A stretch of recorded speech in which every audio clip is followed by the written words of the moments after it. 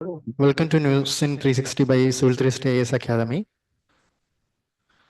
So, ഇന്നത്തെ first news ICC issues arrest warrant against Netanyahu, Gallant and Hamas leaders. Actually ഈ news ആയിട്ട് നമുക്ക് importance ഇല്ല, but ICC എന്ന് പറഞ്ഞ ബോഡിയും ICJ എന്ന് പറഞ്ഞ ബോഡിയും നമുക്ക് ഇമ്പോർട്ടൻ്റ് ആണ്. കാരണം അതിപ്പോഴും നമുക്ക് മാറിപ്പോവാനും എക്സാംസിന്റെ സമയത്ത് ഡൗട്ട്ഫുൾ ആവാനും ചാൻസ് ഉണ്ട്. സോ അതിന്റെ ഒരു കമ്പാരിസൺ ആണ് ആദ്യമേ നോക്കുന്നത്. Comparison between ICC and ICG. Okay. Then ICC എന്ന് പറഞ്ഞ ഇന്റർനാഷണൽ ക്രിമിനൽ കോർട്ടാണ്, ICJ എന്ന് പറഞ്ഞ ഇന്റർനാഷണൽ കോർട്ട് ഓഫ് ജസ്റ്റിസ് ആണ്. സോ ഇത് ഒറിജിൻ ചെയ്തത് ICC റോമൻ സ്റ്റാറ്റ്യൂട്ട് 1998-ലാണ്. അടുത്ത സ്ലൈഡിൽ കുറച്ചും കൂടി ഡീറ്റെയിൽ ആയിട്ട് വരും. 1998-ലാണ് വന്നത്. ഇത് UN ബോഡിയാണ്. UNന്റെ പ്രിൻസിപ്പൽ ബോഡീസിൽ ഒന്നാണ് ICJ എന്ന് പറയുന്നത്. ഏറ്റവും കോമൺ ആയിട്ടുള്ള കാര്യം, രണ്ടിന്റെയും ഹെഡ്ക്വാർട്ടേഴ്സ് എന്ന് പറയുന്നത് നെതർലാൻഡ്സിലെ ഹേഗിലാണ്. അത് ഓർമ്മയുണ്ടാവണം. ദെൻ കമ്പോസിഷൻ ICCയിൽ 18 ജഡ്ജസ് വിത്ത് 9-year ടേം ആണ്. ദെൻ ICJയിൽ 15 ജഡ്ജസ് വിത്ത് 9-year ടേം ആണ്. സോ ICJയുടെ കമ്പോസിഷൻ ജസ്റ്റ് ഒന്ന് ഓർത്തെടുക്കുക, അത് ക്വസ്റ്റ്യൻസിൽ ചോദിക്കാറുണ്ട്. സോ കേസസ് ICC ഫോം ചെയ്യാൻ തന്നെ കാരണം ഇൻഡിവിജ്വൽസിനെ പ്രോസിക്യൂട്ട് ചെയ്യാൻ വേണ്ടിയിട്ടാണ്.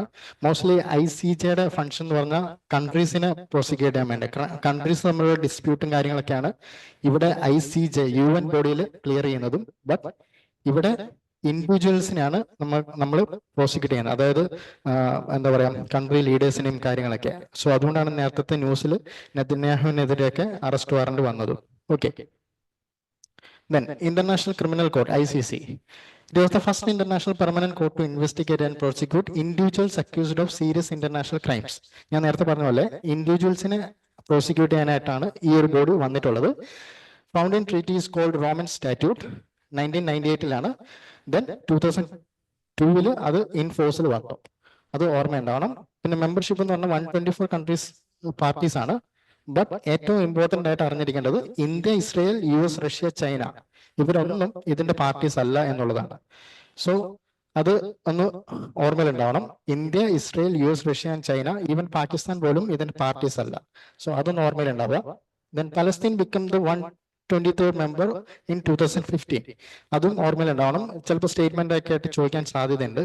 സോ അതുകൊണ്ട് തന്നെയാണ് പലസ്തീൻ എപ്പോഴും റെസൊല്യൂഷനും കാര്യങ്ങളും ICCയിൽ കൊണ്ടുവന്നിട്ട് ഇങ്ങനത്തെ വിധിയും കാര്യങ്ങളും അവർ നേടിയെടുക്കുന്നതിന്റെ റീസൺ.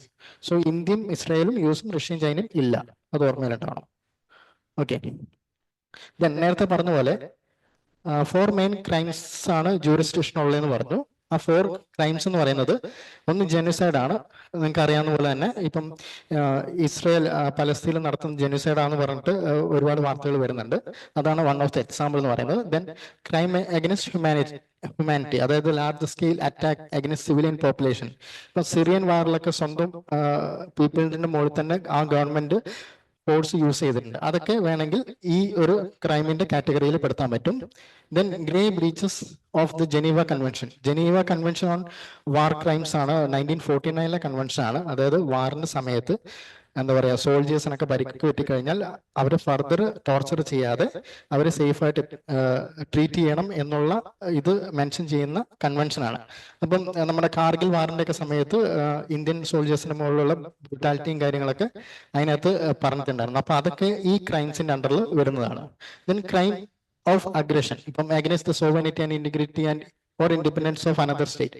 അതായത് ഇപ്പം റഷ്യ യുക്രൈന്റെ ക്രീമിയൻ പെനിൻസുലൊക്കെ അക്യൂർ ചെയ്തില്ലേ, അതൊക്കെ ഈ ടൈപ്പ് ഓഫ് ക്രൈംസിൽ വരുന്നതാണ്. ഇപ്പം ഈ 4 ടൈപ്പ് ഓഫ് ക്രൈംസിൽ വരുന്ന ഏതെങ്കിലും ഒരു ക്രൈം ഏതെങ്കിലും ഒരു പൊളിറ്റിക്കൽ ലീഡർ റീസണബിൾ ആയിട്ടുണ്ടെങ്കിൽ അവർക്കെതിരെ പ്രോസിക്യൂഷൻ നടപടി ചെയ്യാൻ പറ്റും എന്നുള്ള ഒരു ബോഡിയാണ് ICC എന്നുള്ളത്. ഓക്കെ.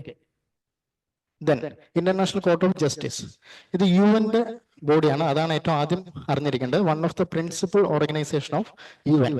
6 എണ്ണമാണ് നമുക്ക് UN-ന്റെ പ്രിൻസിപ്പൽ ഓർഗനൈസേഷൻ ഉള്ളത്. അതിലൊന്നാം വൺ ഓഫ് ദ ഓർഗനാണ് ICJ എന്ന് പറയുന്നത്. Also known as world court. Then united നേഷന്റെ ബോഡിയാണെന്ന് ഞാൻ നേരത്തെ പറഞ്ഞു. Established 1945 by charter of UN ചാർട്ടറിൽ തന്നെ എസ്റ്റാബ്ലിഷ്ഡ് ആയിട്ടുള്ള ഒരു ബോഡിയാണ്. അതായത് 6 എണ്ണത്തിന്റെ കൂടെ തന്നെ എസ്റ്റാബ്ലിഷ് ആയത്. ബാക്കി ഏതൊക്കെയായിരിക്കും?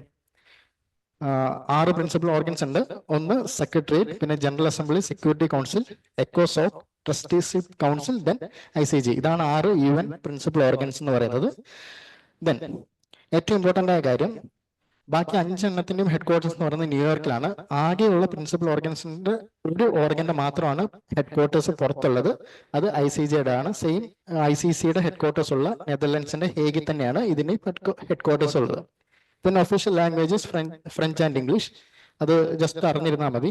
ദെൻ കൺസിസ്റ്റ് ഓഫ് കമ്പോസിഷൻ, ഞാൻ നേരത്തെ പറഞ്ഞ പോലെ 15 ജഡ്ജസ് ആണ്, 9 ഇയർ ടേം ആണ്. അത് ഇമ്പോർട്ടൻ്റ് ആയിട്ട് അറിഞ്ഞിരിക്കുക. ഇപ്പം കറന്റ് ഇന്ത്യൻ ജഡ്ജും അതിലൊരു മെമ്പറാണ്, അത് ഓർത്തിരിക്കുക. ഓക്കെ, ഇദ്ദേഹമാണത്. ദൽവീർ ഭണ്ഡാരി എന്ന് പറയുന്ന ഇന്ത്യൻ ജഡ്ജാണ് ഇപ്പം ICGയിൽ ഇന്ത്യനെ റെപ്രസെന്റ് ചെയ്യുന്ന ജഡ്ജായിട്ടുള്ളത്. 2012 വന്ന് 2018 വീണ്ടും റീഎലക്ട് ആയി എന്നുള്ളതും അറിഞ്ഞിരിക്കുക. ഓക്കെ, ദെൻ അടുത്ത news, concerns of new climate finance goal remains elusive. ഇതെന്ന് പറയുന്നത് ഇതിനകത്തൊരു പുതിയ ടേം ഉണ്ട്, new collective quantified goal on climate finance. ഈ വേർഡ് ഇമ്പോർട്ടന്റ് ആണ്. UPSC വേണമെങ്കിൽ ഡയറക്ട്ലി ചോദിച്ച് ഇത് റിലേറ്റഡ് ടു എന്താന്നുള്ളത് ചോദിക്കാൻ ചാൻസ് ഉണ്ട്. സോ അതൊന്നും അറിഞ്ഞിരിക്കുക. So new collective quantified goal on climate finance എന്ന് പറയുന്നത് ശരിക്കും ഒരു ഫൈനാൻഷ്യൽ മെക്കാനിസം ആണ്. Okay, so it's a crucial initiative aimed to mobilize resource for developing countries to combat climate change. അത് കമ്മിറ്റ് ചെയ്യുന്നത് ഡെവലപ്ഡ് കൺട്രീസ് ആണ് കമ്മിറ്റ് ചെയ്യാൻ പോകുന്നത്. അതായത് ഇപ്പം 2009 ഒരു എഗ്രിമെന്റ് പ്രകാരം $100 billion നമ്മൾ ഡെവലപ്ഡ് കൺട്രീസ് ഡെവലപ്പിംഗ് കൺട്രീസ് കൊടുക്കാറുണ്ട്. അപ്പം 2015 ഒക്കെ ആയ സമയത്ത് 2024 കഴിയുമ്പോഴത്തേനും ആ $100 billion എന്നത് അതിനേക്കാളും കൂടുതലായിട്ട് കൊടുക്കാൻ ഡെവലപ്ഡ് കൺട്രീസ് എഗ്രി ആയിരുന്നു. അപ്പം ആ ഒരു മെക്കാനിസത്തിനെ പറയുന്നതാണ് new collective quantified goal on climate change. ഇതിപ്പം വന്നിരിക്കുന്നത് ഹലോ ഓക്കെ, ഇതിപ്പോ ബക്കു അസർബൈജാൻ ക്യാപിറ്റലിൽ UNFCCന്റെ COP29 നടക്കുന്നുണ്ട്. അപ്പം ആ സമയത്ത് ഇത് അഡോപ്റ്റ് ആവാൻ ചാൻസ് ഉള്ളതുകൊണ്ടാണ് ഇതിപ്പോ ന്യൂസിൽ വന്നുകൊണ്ടിരിക്കുന്നത്. നെഗോസിയേഷൻസും കാര്യങ്ങളും നടന്നുകൊണ്ടിരിക്കുന്നുണ്ട്. അപ്പം മോസ്റ്റ്ലി ഇന്നാണ് അതിന്റെ ലാസ്റ്റ് ഡേറ്റ് പറയുന്നത്. ചിലപ്പോൾ ഇന്ന് അക്സെപ്റ്റ് ചെയ്യാം. ബാക്കി ഇനി ഫർദർ ന്യൂസിൽ വരുന്നുണ്ടെങ്കിൽ മാത്രം ഇത് കുറച്ചും കൂടി ഡീപ്പായിട്ട് പഠിക്കാം. ഇപ്പം ആ വേർഡ് എന്താണെന്നുള്ളതും അതെന്താണ് മീൻ ചെയ്യുന്നതെന്നുള്ളതും ഏത് ഓർഗനൈസേഷൻ അണ്ടറിലാണ് ഇത് വരുന്നതെന്നുള്ളതും അറിഞ്ഞിരിക്കുക. ഓക്കെ, UNFCCയുടെ ആണ്, അത് ഓർത്തിരുന്നാൽ മതി. Then clubs imposed on annual temple jatra in Bandipur Tiger Reserve. Tiger റിസർവ്സും കാര്യങ്ങളൊക്കെ UPSC ഡയറക്ട്ലി തന്നെ ചോദിക്കുന്നതാണ്, പ്രത്യേകിച്ച് ലൊക്കേഷനും കാര്യങ്ങളും. സോ അതുകൊണ്ട് ന്യൂസിൽ വരുന്ന എല്ലാ ഇമ്പോർട്ടൻ്റ് ആയിട്ടുള്ള പ്രൊട്ടക്റ്റഡ് ഏരിയാസിന്റെ ഒക്കെ ലൊക്കേഷൻസും കാര്യങ്ങളും അറിഞ്ഞിരിക്കുക. സോ അതുകൊണ്ട് ഈ ന്യൂസ് ഇമ്പോർട്ടൻ്റ് ആണ്. So Bandipur tiger reserve, it is situated in Karnataka, try junction area of state of Karnataka, Tamil Nadu and Kerala. അവിടെയാണ് ഇത് വരുന്നത്. Ecological confluence of eastern guts and western guts, അത് രണ്ടും ജോയിൻ ചെയ്യുന്ന സ്ഥലത്തുള്ള ഒരു നാഷണൽ പാർക്കാണ് അല്ലെങ്കിൽ ടൈഗർ റിസർവ് ആണ് BTR ബന്ദിപ്പൂർ ടൈഗർ റിസർവ് എന്ന് പറയുന്നത്. ഇപ്പം കഴിഞ്ഞ കൊല്ലം നമ്മുടെ പ്രൊജക്ട് ടൈഗറിന്റെ 50th ആനിവേഴ്സറി 1973 സ്റ്റാർട്ട് ചെയ്തത് ജിം കോർബറ്റ് ടൈഗർ റിസർവിൽ നിന്ന്. അതായത് നമ്മുടെ ഇന്ത്യയിലെ ടൈഗർ റിസർവ്സിനെ എല്ലാം പ്രൊട്ടക്ട് ചെയ്ത് ടൈഗർ പോപ്പുലേഷൻ ഇൻക്രീസ് ചെയ്യിക്കുക എന്നുള്ള എയിം വെച്ചിട്ട് തുടങ്ങിയ ഒരു പ്രൊജക്റ്റാണ്. അപ്പം അതിന്റെ 50th ആനിവേഴ്സറി നടന്ന സ്ഥലം ബന്ദിപ്പൂർ ടൈഗർ റിസർവ് ആണ്. അതൊന്ന് ഓർമ്മയിലുണ്ടാവണം. It is a part of the larger Nilgiri biosphere reserve. അത് ഇമ്പോർട്ടൻ്റ് ആണ്. നീലഗിരി ബയോസ്ഫിയർ റിസർവ് എന്ന് പറയുന്നത് ഇന്ത്യയിലെ തന്നെ ആദ്യത്തെ ബയോസ്ഫിയർ റിസർവ് ആണ്. സോ അതിന്റെ ഒരു പാർട്ടാണ് ബന്ദിപ്പൂർ ടൈഗർ റിസർവ് എന്ന് പറയുന്നത്. And it is surrounded by Nagarhole tiger reserve, Mudumalai tiger reserve, Wayanad wild life sanctuary and Mukurthi wild life sanctuary, ഇതും കൂടി വരും. അപ്പം ഇതെല്ലാം ഈ നീലഗിരി ബയോസ്ഫിയർ റിസർവിന്റെ ഉള്ളിൽ അല്ലെങ്കിൽ അതിന്റെ പാർട്ടാണെന്നുള്ളത് അറിഞ്ഞിരിക്കുക. അങ്ങനെ ചോദിക്കാറുണ്ട്, ചോദിച്ചിട്ടുമുണ്ട് ക്വസ്റ്റ്യൻ. അപ്പം ബയോസ്ഫിയർ റിസർവ്സ് ഇമ്പോർട്ടൻ്റ് ആണ്. അതിൻ്റെ ഉള്ളിലെ നാഷണൽ പാർക്സ് ഏതൊക്കെയാ അല്ലെങ്കിൽ ടൈഗർ റിസർവ്സ് ഏതൊക്കെയാ എന്നുള്ളത് ഇമ്പോർട്ടൻ്റ് ആണ്. അപ്പം ഈ ഒറ്റ ന്യൂസ് കൊണ്ടിട്ട് ഇത്രയും ഫാക്ട്സ് നമ്മൾ പഠിക്കണം. അപ്പം അത് ഓർമ്മയിൽ ഉണ്ടാവണം എന്ന് അറിഞ്ഞിരിക്കാം. Then it is surrounded by river Kabini in north and river Moyar in south. River Kabini, one of 3 rivers flowing east. കേരളത്തിലെ 3 റിവേഴ്സിൽ ഒന്ന്, ഈസ്റ്റ് ഫ്ലോയിങ് റിവേഴ്സിൽ ഒന്നിൽ കബനി ബോർഡർ ചെയ്യുന്ന ഒരു ടൈഗർ റിസർവ് ആണ് ബന്ദിപ്പൂർ ടൈഗർ റിസർവ്. ആ ഒരു ഫാക്റ്റും കൂടി അറിഞ്ഞിരിക്കുക. ഓക്കെ, അത്രേ ഉള്ളൂ ഇതിൽ. ഇനി ഡയറക്ട്ലി UPSC പ്രീവിയസ്ലി ക്വസ്റ്റ്യൻ ചോദിച്ച ഒരു എക്സാമ്പിൾ ഞാൻ കാണിച്ചു തരാം. ഇതാണ് question. Consider the following protected area. 2012 ചോദിച്ചാണ്. Bandipur, Bhitarkanika, Manas and Sundarbans, which of the following are declared as tiger reserves. ഇതാണ് question. Okay, 1 and 2 only, 1, 3 and 4 only, 2, 3 and 4 only, 1, 2, 3, 4 എല്ലാം. ഇപ്പം ഇതിലെ ആൻസർ ഏതായിരിക്കും വരിക? ഓക്കെ, ആൻസർ വരുന്നത് B ആണ്. 1, 3 and 4 ഭിത്രകണിക ഉണ്ടാവില്ല, ബാക്കിയെല്ലാം ടൈഗർ റിസർവ്സ് ആണ്. ഭിത്രകണിക എന്ന് പറയുന്നത് റാംസർ സൈറ്റ് ആണ് ഒഡീഷയിലെ, ആഫ്റ്റർ ചിലിക്ക ലേക്ക്. ചിലിക്ക ലേക്ക് കഴിഞ്ഞിട്ടുള്ള രണ്ടാമത്തെ റാംസർ സൈറ്റ് ആണ് ഒഡീഷയിലെ ഭിത്രകണിക എന്ന് പറയുന്നത്. ഗഹിർമാത ബീച്ച്, അതായത് ഒലിവി റെഡ് ടർട്ടിൽസ് ഒക്കെ വരുന്ന ബീച്ച്, ഗഹിർമാത ബീച്ച് ഫോം ചെയ്യുന്നത് ഈ ഭിത്രകണിക നാഷണൽ പാർക്കിന്റെ ബോർഡറിലാണ്. അപ്പം ആ ഒരു ഫാക്റ്റും കൂടി കണക്ട് ചെയ്ത് പഠിക്കുക. ഓക്കെ, പിന്നെ ഇങ്ങനെയാണ് UPSC ഡയറക്ട്ലി ക്വസ്റ്റ്യൻ ചോദിക്കുക. ഇതൊരു എക്സാമ്പിൾ ആണ്, UPSC പ്രീവിയസ്ലി ചോദിച്ചാണ്. ബട്ട് ഓപ്ഷൻസ് ചിലപ്പോൾ തരുന്നത് ഇപ്പം മാറിയിട്ടുണ്ടാവും. ഇപ്പം 1 പെയർ 2 പെയർ അങ്ങനെ ആയിരിക്കും UPSC ചോദിക്കുക. അപ്പം കുറച്ചും കൂടി ക്ലാരിറ്റി ഈ കാര്യങ്ങൾ ഉണ്ടാവണം. നമുക്ക് എലിമിനേഷൻ ടെക്നിക് ഒന്നും ഇപ്പൊ വർക്കാവാൻ ചാൻസ് കുറവാണ്. സോ കുറച്ചും കൂടി ഒരു ക്ലാരിറ്റി പഠിക്കുമ്പോൾ ഉണ്ടാവണം എന്നുള്ളതും സൂചിപ്പിക്കുന്നു. Then Sanjay Murthy assumes office as India's new CAG.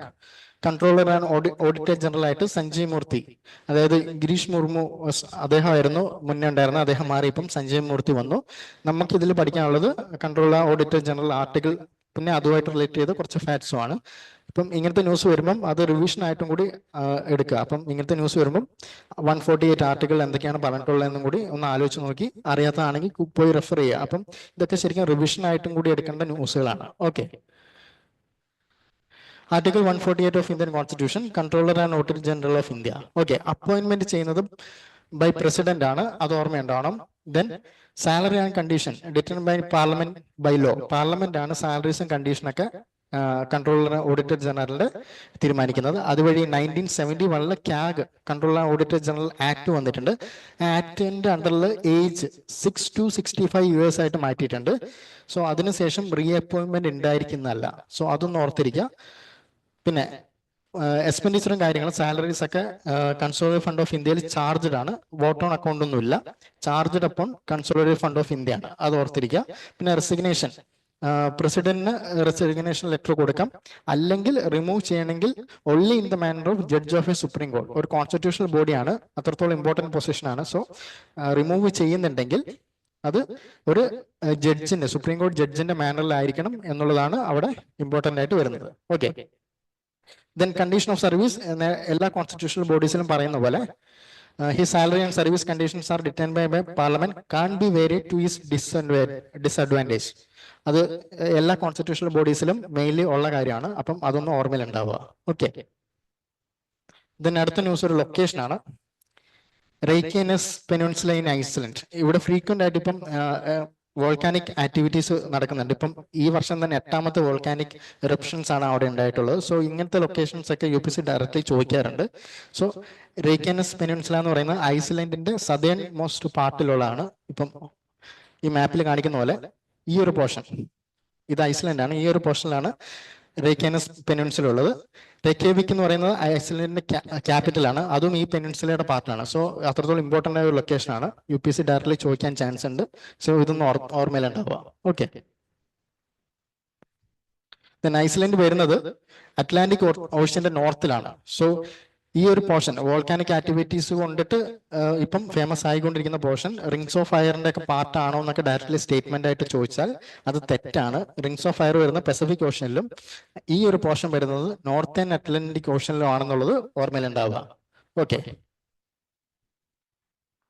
Then ഇത് എഡിറ്റോറിയൽ ആണ്, ഇന്ത്യ നീഡ്സ് ആൻ എൻവയോൺമെന്റൽ ഹെൽത്ത് റെഗുലേറ്ററി ഏജൻസി. ഇതിലൊരു എമിഷൻ ഗ്യാപ്പ് റിപ്പോർട്ട് പറയുന്നുണ്ട്, അത് നെക്സ്റ്റ് സ്ലൈഡിൽ കുറച്ച് ഡീറ്റെയിൽ ആയിട്ട് പറയാം. അതിൽ ഏറ്റവും എന്താ പറയുക, ഈ ആർട്ടിക്കിളിന്റെ ക്രക്സ് എന്ന് പറയുന്നത് as a nation India continues to experience rapid economic growth, so the interdependence between climate, environment, health and economy are undeniable, but capacity to address these issues holistically are limited. ഇതാണ് ഇതിന്റെ crux. അതായത് India ഒരു fast growing economy ആണെന്ന് നമുക്ക് എല്ലാവർക്കും അറിയാം. അങ്ങനെ പോകുമ്പോൾ ഇന്ത്യയുടെ പല സെക്ടേഴ്സും, ഈവൻ ഏറ്റവും ഇമ്പോർട്ടന്റ് ആയ എൻവയോൺമെന്റ്, ഹെൽത്ത്, അതുപോലെ തന്നെ ബാക്കിയുള്ള സെക്ടേഴ്സ് എല്ലാം ഇന്റർ ഡിപെൻഡന്റ് ആയിട്ടും മൂവ് ചെയ്യാണ്. അപ്പൊ ഇതിനെയൊക്കെ ഹോളിസ്റ്റിക്കലി അപ്രോച്ച് ചെയ്യാനും ഇതിനൊക്കെ ഒരു അംബ്രല്ല ഓർഗനൈസേഷന് കീഴിൽ കൊണ്ടുവന്ന് അങ്ങനെ മുന്നോട്ട് പോളിസി ഇംപ്ലിമെന്റേഷനും കാര്യങ്ങളൊക്കെ കൃത്യമായിട്ട് നടത്താനും വേണ്ടിയിട്ടുള്ള ഒരു സജഷനാണ് ഈ ആർട്ടിക്കിൾ പറയുന്നത്. സോ അങ്ങനെ ഒരു ഏജൻസി ഇന്ത്യയിൽ കൊണ്ടുവരണം എന്നാണ് ഈ ആർട്ടിക്കിൾ പറയുന്നത്. എൻവയോൺമെന്റൽ ഹെൽത്ത് റെഗുലേറ്ററി ഏജൻസി, അതാണ് അതിന്റെ പേര് നിർദ്ദേശിച്ചിരിക്കുന്നത്. ഇത് പല ഡെവലപ്ഡ് കൺട്രീസിലും ഇങ്ങനത്തെ ഏജൻസീസ് ഉണ്ട് എന്നുള്ളതാണ്. അപ്പോൾ അതിന്റെ ബേസിസിലായിരിക്കണം ഇവിടെ കൊണ്ടുവരിക എന്നുള്ളതാണ് റൈറ്റർ പറയുന്നത്. സോ എക്സാമ്പിൾസ് എന്ന് പറയുന്നത് US എൻവയോൺമെന്റൽ പ്രൊട്ടക്ഷൻ ഏജൻസി ഒക്കെ ഉണ്ട്. അപ്പം ഇത് നമുക്ക് വേണമെങ്കിൽ എൻവയോൺമെന്റ് GS പേപ്പർ 3 എൻവയോൺമെന്റ് ഒക്കെ വരുന്നത്. അപ്പം മെയിൻസിന് ആൻസർ ചെയ്യുന്ന സമയത്ത് കൺക്ലൂസീവ് സ്റ്റേറ്റ്മെന്റ്സിൽ നമുക്ക് വേണമെങ്കിൽ സൊല്യൂഷൻ ആയിട്ട് ഇങ്ങനത്തെ ഒരു ഏജൻസിയുടെ പേരൊക്കെ മെൻഷൻ ചെയ്യാം. ആസ് പെർ US എൻവയോൺമെന്റൽ പ്രൊട്ടക്ഷൻ ഏജൻസി എന്നൊക്കെ എക്സാമ്പിൾ എഴുതിയിട്ട് ചെയ്താൽ നിങ്ങളുടെ മെയിൻസ് ആൻസർ കുറച്ചും കൂടി ആക്യുറേറ്റ് ആയിരിക്കും എന്നുള്ളത് ഒന്ന് ഓർമ്മയിലുണ്ടാവുക.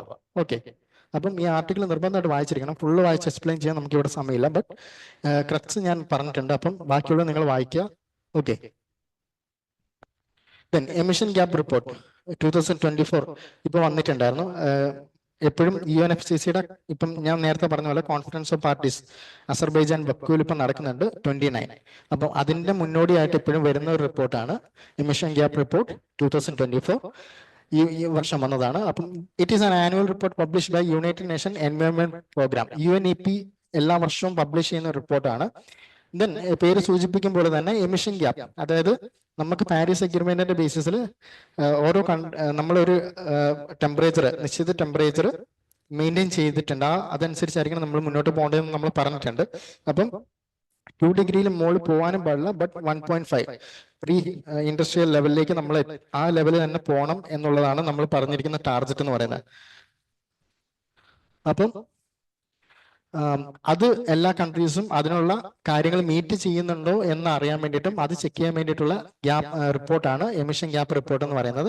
അപ്പൊ അത് പ്രകാരം ഇപ്പോഴത്തെ എൻവയോൺമെന്റൽ പോളിസീസ് വെച്ചിട്ട് നമ്മൾ മുന്നോട്ട് പോയാൽ 3.1 degree Celsius warming per industrial level നമ്മൾ കൂടുമെന്നാണ് ഇപ്പോഴത്തെ എമിഷൻ ഗ്യാപ്പ് റിപ്പോർട്ട് മുന്നോട്ട് വെക്കുന്ന സ്റ്റേറ്റ്മെന്റ് എന്ന് പറയുന്നത്. അപ്പം അതനുസരിച്ച് ഇപ്പോഴും നമ്മൾ മുന്നോട്ട് വെക്കുന്ന എൻവയോൺമെന്റൽ പോളിസീസ് ഒന്നും എന്താ പറയാ നമ്മുടെ ടാർഗറ്റിനനുസരിച്ച് വേർത്തല്ല എന്നുള്ളതാണ് അത് മെൻഷൻ ചെയ്യുന്നത്. അപ്പം അത് ടാക്കിൾ ചെയ്യാൻ വേണ്ടിയിട്ടുള്ള കാര്യങ്ങൾ കൺട്രീസ് എടുക്കണം എന്നുള്ളതാണ് ഈ റിപ്പോർട്ട് വഴി നമ്മൾ മീൻ ചെയ്യുന്നത്. അപ്പം ഇന്ത്യനെ കുറിച്ചുള്ള സ്റ്റേറ്റ്മെന്റ് എന്ന് പറഞ്ഞാൽ India has been ഓവറിംഗ് 6% more green house gas emissions than the previous year. അത് ഭയങ്കര ഒരു ഇമ്പോർട്ടൻറ്റ് സ്റ്റേറ്റ്മെന്റ് ആണ്, നിങ്ങൾ അറിഞ്ഞിരിക്കും വേണം. മെയിൻസിന് എഴുതുമ്പോൾ ആൻസർ ഒക്കെ എഴുതുന്ന സമയത്ത് ഈ ഒരു ഫാക്ട് ഇമ്പോർട്ടന്റ് ആണ്. ചിലപ്പോൾ UPSC പ്രിലിംസിന് ഡയറക്റ്റ്ലി ഈ സ്റ്റേറ്റ്മെന്റ് ചോദിക്കുകയും ചെയ്യാം. Okay, India has been seen over 6% more green house gas emission. അതായത് നമുക്കറിയാം ഇന്ത്യ എപ്പോഴും എന്താ പറയുക റിന്യൂവബിൾ എനർജി സോഴ്സസിനെ വളരെയധികം ഡിപ്പെൻഡ് ചെയ്തും അതനുസരിച്ച് ഒരുപാട് പ്രോഗ്രാംസും ഇനീഷ്യേറ്റീവ്സും കാര്യങ്ങളും കൊണ്ടുവരുന്നതാണ്. ഇപ്പം ഇന്റർനാഷണൽ സോളാർ അലയൻസ് ഒക്കെ അതിനുള്ള എക്സാമ്പിൾസ് ആണ്. ഫെയിം പ്രോഗ്രാം അതിനുള്ള എക്സാമ്പിൾ ആണ്. അപ്പം ഇങ്ങനത്തെ ഒരുപാട് പ്രോഗ്രാംസ് നമ്മൾ കൊണ്ടുവന്നിട്ടും കൂടി നമ്മുടെ ടാർഗറ്റും നമ്മൾ മീറ്റ് ചെയ്യുന്നില്ല. പ്രീവിയസ് ഇയറിനേക്കാളും ഗ്രീൻ ഹൗസ് ഗ്യാസ് എമിഷൻ നമുക്ക് കൂടുതലാണ് എന്ന് പറയുമ്പം ഇന്ത്യ കുറച്ചും കൂടി കൂടുതൽ ഡീറ്റെയിൽ ആയിട്ട് അല്ലെങ്കിൽ കുറച്ചും കൂടി സീരിയസ്ലി അത്തരം കാര്യങ്ങൾ പുതിയ പോളിസീസും കാര്യങ്ങളും അല്ലെങ്കിൽ ഇപ്പം നടന്നുകൊണ്ടിരിക്കുന്ന പോളിസീസിൽ എന്തൊക്കെയാണ് ഡിഫക്റ്റ് ഉള്ളത് അത് മാറ്റിയിട്ട് ഓവർകം ചെയ്ത് അടുത്ത കൊല്ലം ആകുമ്പോഴത്തേനും അത് ടാക്കിൾ ആവണം എന്നുള്ളതാണ് ഈ റിപ്പോർട്ട് കൊണ്ട് ഇന്ത്യനെ മെൻഷൻ ചെയ്തിട്ട് പറഞ്ഞിരിക്കുന്ന കാര്യം. സോ അത് ജസ്റ്റ് ഒന്ന് അറിഞ്ഞിരിക്കുക. എമിഷൻ ഗ്യാപ്പ് റിപ്പോർട്ട് UNEP ആണ് കൊണ്ടുവരുന്നത് എന്നുള്ളതും അറിഞ്ഞിരിക്കുക. ഓക്കെ, ദെൻ ഇത് ഇന്ത്യയുടെ ഓവറോൾ എയർ ക്വാളിറ്റി ഡിക്ലൈനിനെ കുറിച്ച് പറയുന്നതാണ്. എസ്പെഷ്യലി ഡൽഹിയുടെ കാര്യം പറയുന്നുണ്ട്. ഇപ്പം 3-4 ദിവസമായിട്ട് ന്യൂസിൽ ഇപ്പം വരുന്നുണ്ട്. ഇപ്പം എനിക്ക് തോന്നുന്നു 2 ദിവസം മുന്നത്തെ അനാലിസിസിലും ഡൽഹിന്റെ കാര്യം പറഞ്ഞിട്ടുണ്ടായിരുന്നു. ബട്ട് ഞാൻ ഈ ഇതെടുക്കാൻ കാരണം ഒരു വേർഡാണ് എയർ ക്വാളിറ്റി ഇൻഡെക്സ് എന്ന് പറയുന്നത്. Okay, national air quality index എന്ന് പറയുന്ന ടേം ഉണ്ട്, അല്ലെങ്കിൽ ഒരു ഇൻഡെക്സ് നമ്മൾ മെയിൻറ്റെയിൻ ചെയ്ത് പോകുന്നുണ്ട്. അപ്പോൾ അതെന്താണെന്നുള്ളത് നമ്മൾ അറിഞ്ഞിരിക്കണം.